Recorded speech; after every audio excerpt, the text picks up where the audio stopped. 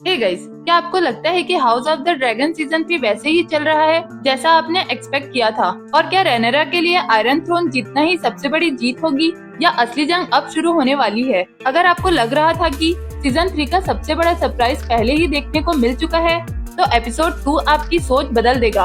अब dance of the dragon की शुरुआत हो चुकी है, जो कि और भी ज्यादा खतरनाक हो चुका है। हर जीत के साथ ब्लैक्स और ग्रीन को भारी नुकसान का सामना करना पड़ रहा है। साथ ही नए कॉन्फ्लिक्ट सामने आ रहे हैं और हर कैरेक्टर्स को अपनी चॉइसेस की भारी कीमत चुकानी पड़ रही है। इस सीजन में कोई भी कम्प्लीटली सेव नहीं है। आज इस वीडियो में मैं house of the dragon season 3 के एपिसोड 2 की पूरी स्टोरी को डिटेल में ब्रेक डाउन करूंगी और एपिसोड के शॉकिंग एंडिंग का मतलब भी एक्सप्लेन करूंगी, जो कि आने वाले एपिसोड्स की कहानी को सेट करती है। और हाँ, इस वीडियो में एपिसोड 2 के मेजर स्पॉयलर्स होने वाले हैं, इसलिए अगर आपने अभी तक एपिसोड नहीं देखा है तो पहले वो जरूर देख लीजिए।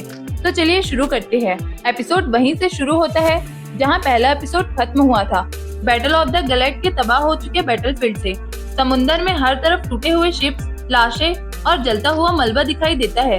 ऊपर आसमान में एक ड्रैगन बचे हुए एनिमी शिप्स को ढूंढ कर आग लगा रहा होता है। ये ओपनिंग एक बात बिल्कुल क्लियर कर देती है कि इस सीजन के डायरेक्शन ड्रैगन्स ही डिसाइड करने वाले हैं। बैटल जीत जरूर ली गई है, लेकिन हर तरफ फैला हुआ डिस्ट्रक्शन देखकर समझ आ जाता है कि इस विक्ट्री की कीमत बहुत ज्यादा चुकानी पड़ी है। सबसे बड़ा नुकसान जेस की मौत है।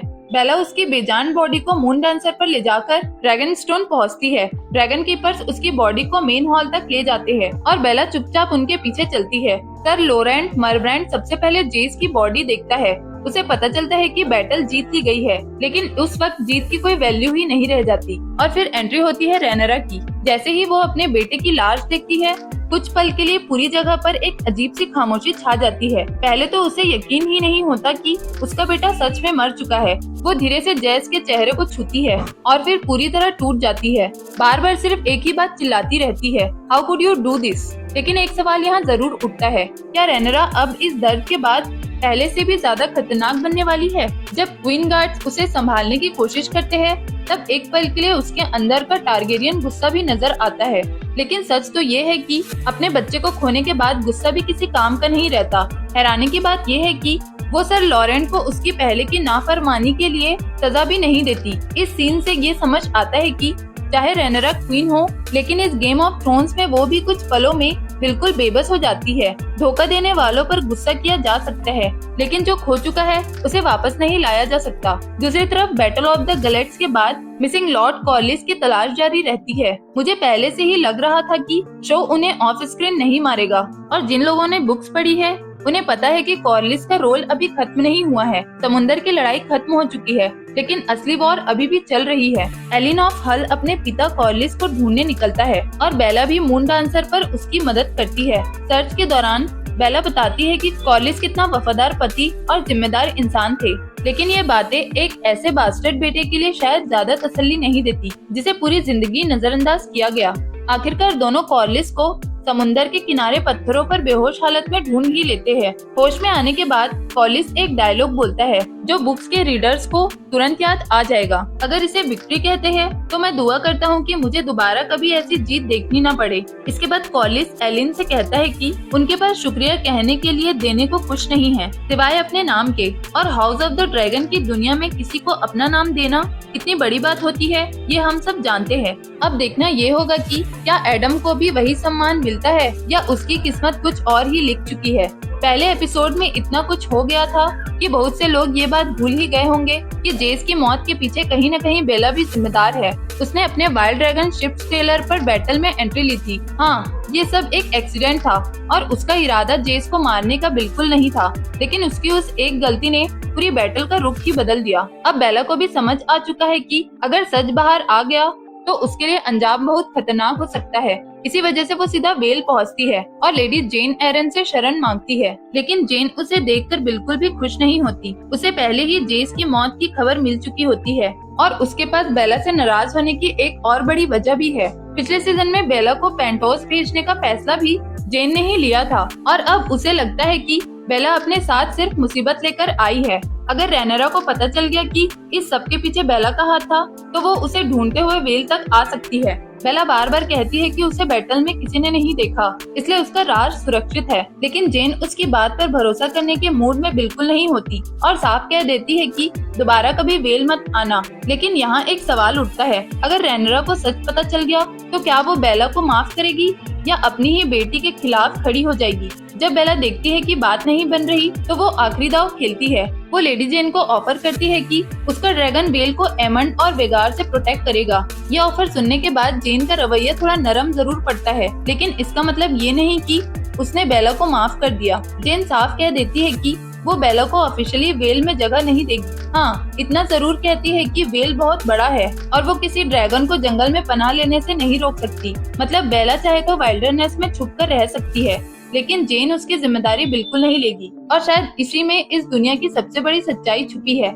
हाउस ऑफ द ड्रैगन की इस ब्रूटल दुनिया में कोई भी किसी के लिए अपनी जान या अपना घर दांव पर नहीं लगाता। हर इंसान सबसे पहले अपनी हिफाजत के बारे में सोचता है। मुझे डेमन के साथ नॉर्थमैन को देखना हमेशा पसंद आता है, क्योंकि दोनों की पर्सनैलिटी और फाइटिंग स्पिरिट एकदम मैच करती है। पिछले एपिसोड में रॉड्रिक डस्टिन और उसके विंटर वुल्फ्स जेसन लैनिस्टर का काटा हुआ सिर डेमन के पास लाए थे। इस एपिसोड में वो सब जंगल में जीत का जश्न मना रहे होते हैं। गाने, शराब और हंसी मजाक के बीच अचानक सर सीमन स्ट्रॉन्ग आ जाता है। वो हाउस स्ट्रॉन्ग के सेलर्स की बेहतरीन वाइन लाता है, लेकिन साथ ही रेनेरा का मैसेज भी देता है। जेस की मौत की खबर सुनते ही डेमन का मूड पूरी तरह बदल जाता है। वो तुरंत क्वीन के पास जाने का फैसला करता है और नॉर्थमैन को हेरन हॉल संभालने और बैकअप के लिए मार्च करने का ऑर्डर देता है। जाने से पहले एलिस रिवर उसे वार्निंग देती है कि किंग्स लैंडिंग जाना उसके एंड की शुरुआत होगी। बदले में वो हेरन हॉल मांगती है, लेकिन डेमन उसके डिमांड को सीधा ठुकरा देता है।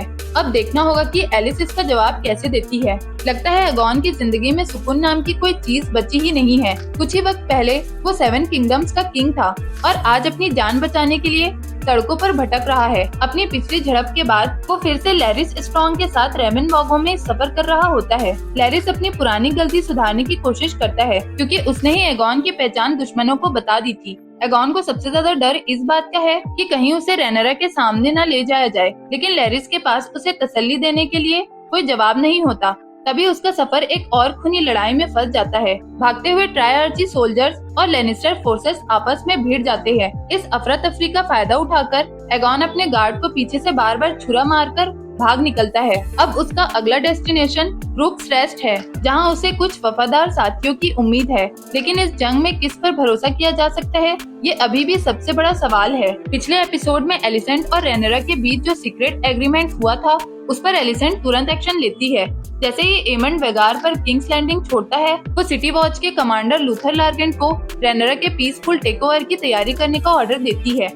एगॉन को मरा हुआ माना जा रहा है और एमंड भी वहाँ नहीं है, इसलिए रेजिस्टेंस का कोई फायदा नहीं। एलिसेंट स्मॉल काउंसिल की मीटिंग भी बुलाती है, लेकिन इसी बीच जैस्पर विल्ड एलिसेंट के साथ जबरदस्ती करने की कोशिश करता है। मिस्टर ऑरविल और सोल्जर्स वक्त पर पहुँच जाते हैं और जैस्पर को गिरफ्तार कर लेते हैं। लेकिन इतना सब होने के बाद भी शांति की उम्मीद करना बहुत बड़ी गलती होगी। ड्रैगन स्टोन पर ड्रैगन सीड्स वापस आ जाते हैं, लेकिन डेमन उनसे बिल्कुल खुश नहीं होता, खासकर जब उसे एलिस के इंटरफेरेंस का पता चलता है। इसी बीच वेगार के किंग्स लैंडिंग छोड़ने की खबर मिलते ही डेमन रेनेरा को तुरंत अटैक करने के लिए मना लेता है। दर्द में डूबी रेनेरा भी आखिरकार किंग्स लैंडिंग पर चढ़ाई का फैसला कर लेती है। दूसरी तरफ एलिसेंट गार्ड्स को सरेंडर का ऑर्डर देती है, लेकिन हेरन हॉल में एमंड और वेगार तबाही मचा देते हैं। एमंड सिमोन स्ट्रॉन्ग को मार देता है, लेकिन खुद भी पीछे से चाकू लगने की वजह से बुरी तरह जख्मी हो जाता है। तब एलिस उसके सामने आती है और यहीं से लगता है कि एलिस अब डेमन नहीं बल्कि एमंड का साथ देने वाली है। एपिसोड का सबसे पावरफुल मोमेंट एंड में आता है, जब रेनेरा और डेमन आसानी से किंग्स लैंडिंग में एंट्री कर लेते हैं। गार्ड सरेंडर कर देते हैं और सिटी वॉच भी डेमन का साथ दे देती है। लेकिन असली ट्विस्ट तब आता है जब ऑटो हाई टावर को रेनेरा के सामने लाया जाता है। रेनेरा उसे मारना नहीं चाहती, लेकिन डेमन याद दिलाता है कि क्वीन बनने के लिए मुश्किल फैसले लेने पड़ते हैं। भारी दिल के साथ रेनेरा ऑटो का सिर काट देती है और आयरन थ्रोन पर बैठ जाती है। उसी वक्त एलिसेंट और हेलेना को पकड़कर उसके सामने लाया जाता है। दोनों की खामोश नजरें ही बता देती है कि अब इस जंग में वापस मुड़ने का कोई रास्ता नहीं बचा। और इसी के साथ एपिसोड का एंड हो जाता है। तो गाइस, इसी के साथ इस वीडियो को यहीं खत्म करते हैं। वीडियो पसंद आई हो तो वीडियो को लाइक और हाइप कर देना और चैनल को सब्सक्राइब कर बेल आइकन को भी प्रेस कर लेना। मिलती हूँ मैं आपसे नेक्स्ट वीडियो में, तब तक के लिए बाय बाय।